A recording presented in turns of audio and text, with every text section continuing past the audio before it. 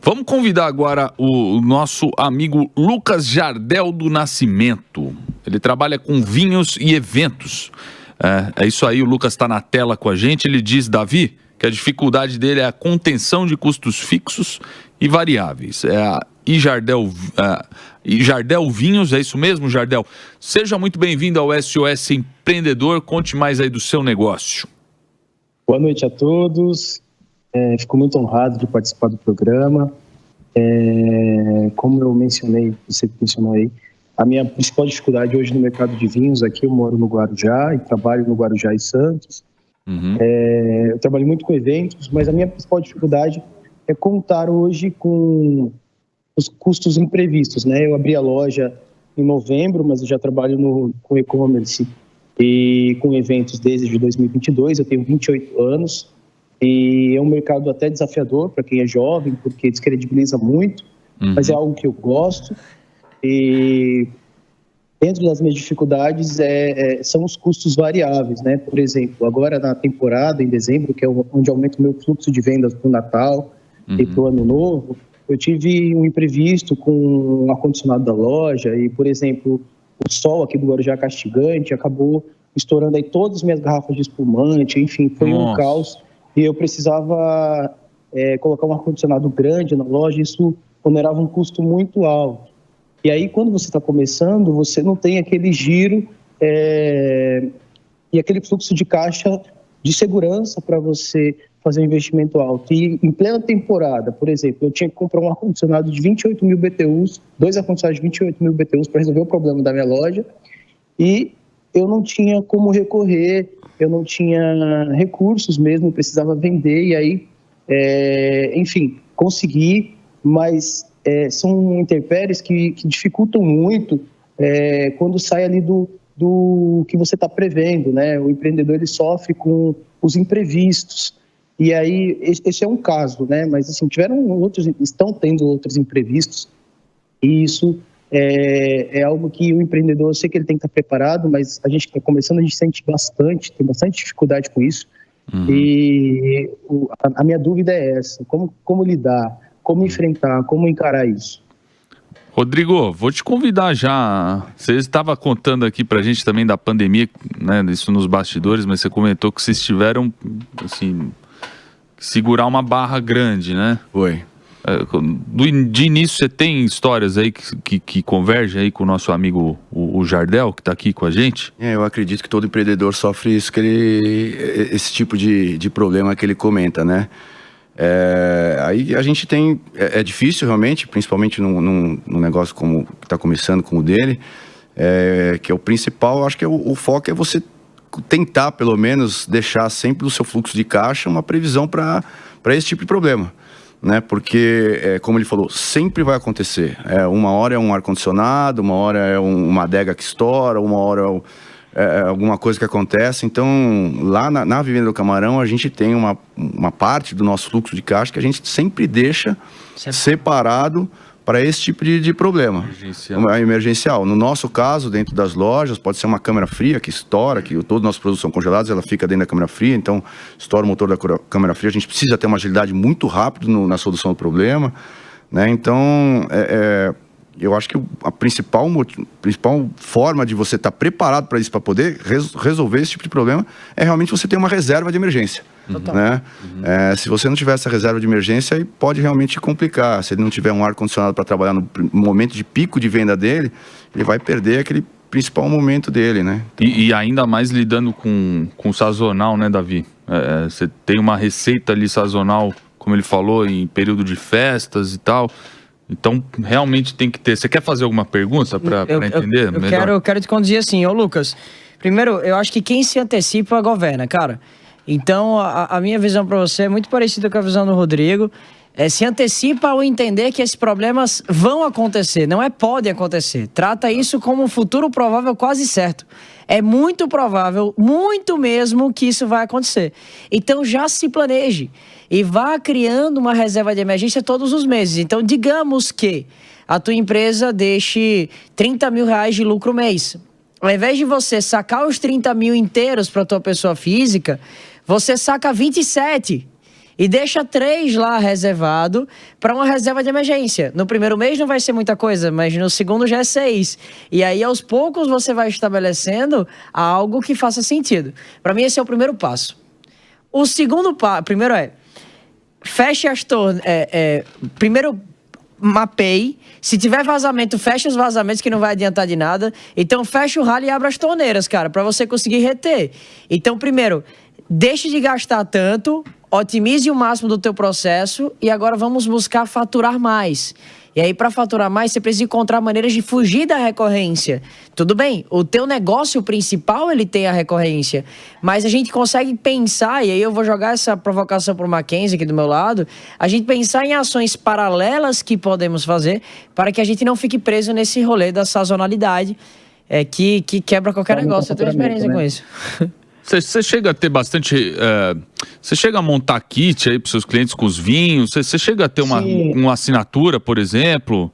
Então, na verdade, assim, o forte hoje, a loja ela tem 5 meses, né? Mas o forte hoje são os meus eventos. Então, eu faço aniversários, 15 anos, casamentos, jantares em restaurantes aqui da cidade, renomados, enfim. E a loja é também o meu suporte que faz o meu giro. Mas o clube é um passo que eu quero dar agora. Os meus clientes têm pedido bastante, fazer um clube de assinatura, mas é muito difícil eu competir valores com os grandes clubes, né? Eu digo aí, por exemplo, o próprio Evinho, o próprio Wine. Então isso acaba dificultando um pouco, porque o cliente muitas vezes ele opta pela qualidade sim, mas ele também quer preço. Né? E aí essas grandes marcas elas compram em grandes quantidades e conseguem atender esse cliente com um preço mais atrativo. Talvez eu tenha muita dificuldade em delegar, talvez seja isso, né? A minha dificuldade em delegar atrapalha com que a performance da minha loja e a performance dos meus eventos, até porque eu quero estar olhando tudo, eu quero acompanhar tudo de perto, eu quero que a experiência do cliente esteja voltado no Jardel, né, que é o sommelier que está ali do lado, que é especialista em vinhos, que vai dar toda uma consultoria personalizada. Então, eu preciso até traçar essas estratégias e reavaliar como eu posso aumentar o faturamento da minha loja, que também é muito nova, né? Legal que ele tem um senso de autocrítica legal que ele já trouxe aqui, né? Uma autoavaliação, né? Uma visão do que fazer, né? É uma clareza, né, Davi? Isso é Davi, eu te acompanho há muito tempo, mas desde que ele era pequenininho. Você empreendia na escola e eu empreendia no hospital, porque de formação eu sou enfermeiro. E aí eu vi você empreendendo, eu falei, cara, eu preciso vender e fazer uma renda extra. E os vinhos eu sou enfermeiro de formação, e comecei a vender para os médicos no hospital, e começou a virar uma coisa grande, os médicos chamavam para fazer jantares, e aí eu comecei a investir, fazer cursos, fui para o Chile, fui para a Argentina, fui para a Europa, e aí eu falei, eu preciso investir nisso pesado. E aí quando foi em junho do ano passado eu foquei. E aí, em um ano, eu consegui abrir loja, fazer eventos, eventos dos maiores restaurantes da cidade. Pô, agora estou expandindo para as festas. E você é sommelier? Sou especialista em vinhos. Agora eu vou fazer um outro curso. Deixa eu te dar uma sugestão. Eu adoraria pagar para fazer um curso sobre vinhos, mas eu adoraria fazer isso com outras pessoas do meu lado, não particular. Que fosse receber uma experimentação disso. E aí você consegue colocar para rodar isso todo dia. Então a educação é mais uma possibilidade que você pode trazer aí dentro, para além dos eventos. O que eu tive uma sacada essa semana, e eu acho que foi muito genial isso da minha parte. Modesta parte, tá? Eu trabalho com várias vinícolas aqui na loja, né? E eu falei, não faz sentido eu vender o produto deles e eles não me trazerem nada. Então, falei pro pessoal, chamei o pessoal das vinícolas e falei, olha, vocês querem estar trabalhando comigo aqui na loja? Vocês vão ter que dar alguma coisa. Eu quero que vocês mandem o sommelier da vinícola para eu cobrar um curso à noite de degustação de vinhos argentinos com a vinícola tal. E aí eles estão fazendo isso. Então, quinzenalmente, eu estou fazendo eventos de degustação aqui na loja, e aí eu faço um cashback e essas pessoas compram da minha loja nessa noite. E são as noites que eu mais vendo, entende? Isso é muito legal, assim, cara. Isso é muito legal. E aí agora eu quero partir para a área educacional, tipo curso de introdução ao mundo do vinho, noções básicas de degustação, etiqueta à mesa, enfim, algumas coisas nesse sentido. Criar uma percepção de valor alta, né, Davi? Vamos dar um vinho para vocês aí. Legal. Manda que eu vou adorar. Em Mac, né? Eu acho que aqui a gente tem o caso que, pô, ele tá encontrando os caminhos, né? Ele já absorveu aí alguma autocrítica aí no sentido de delegar, né? O que você acha que... Cara, eu acho que o Lucas, ele tem um problema que o Davi me ajudou a curar em mim, cara. Que é Vou falar de mim, tá, Lucas? Vou falar de você. Eu tinha muita dificuldade, cara, porque eu tinha muito conhecimento, sempre tive muito conhecimento, e eu não me permitia ser superficial, sempre me quis ser muito profundo e tal. Então, às vezes eu era tão crítico em relação às coisas, eu evitava, às vezes, de fazer algumas coisas. O Davi falava assim, cara, vai lá e se joga e lança e tal. Acho que é um pouco do que tá acontecendo com ele aqui. Ele tem uma loja, cara, ele conseguiu montar uma loja, ele tá com uma operação, tá funcionando. Eu tava pensando assim, cara, esse cara tem que fazer evento. Ele falou, não, já faço evento, já tenho aqui, então já tem um monte de coisa. O que tá faltando pra ele? Pode falar, Lucas. E eu tô, assim, com mais um projeto pro próximo verão, que fora o clube de assinatura, porque a gente tá na praia. Em Floripa e Balneário Camboriú, eu vi que isso funciona muito bem. Eu preciso colocar vinhos na praia, tipo, o pessoal comprar na lata, vinho na lata. Preciso colocar uma molecada correndo aí com os carrinhos na praia e vendendo meus vinhos, entende? Eu vou te dar... Acho que Você está chegando no lugar que eu ia te chegar aqui. A gente tem um amigo, o JP Satamini, ele tem uma marca chamada de vinho em lata, muito legal. Ele veio aqui. O JP teve aqui já com a gente, né? Então, assim, é um cara muito bacana que pode super conectar com você para te ajudar a ter mais sortimento. Mas a provocação que eu quero te fazer é o seguinte, é uma provocação que é a mesma provocação que o Venda de Camarão teve, cara, quando encontra um momento de dificuldade, que é o seguinte, é pensar em outros produtos, cara. Eu tive o prazer, esse final de semana, de estar num evento em Goiânia, e eu conheci uma galera de uma empresa chamada My Winery, e eles desenvolvem vinhos proprietários. Então, por exemplo, eles conseguem pegar uma empresa, uma marca, um influenciador e desenvolver um vinho específico para aquela marca. Por que eu tô te falando isso? Porque vinho, cara, é um produto que ele tem que ser consumido em grupo, em galera, que é o que o Davi falou aqui, ele queria estar num grupo, ele queria estar numa comunidade. Então, todas essas atividades que você está fazendo, você já está fazendo muito bem. Eu acho que você vai aumentar teu ticket médio agora, que eu acho que esse é o ponto que está te doendo um pouco mais, é aumentar. Não é porque você, às vezes, obviamente, tem que ter um melhor agendamento ali das contas, mas você precisa aumentar o seu ticket médio.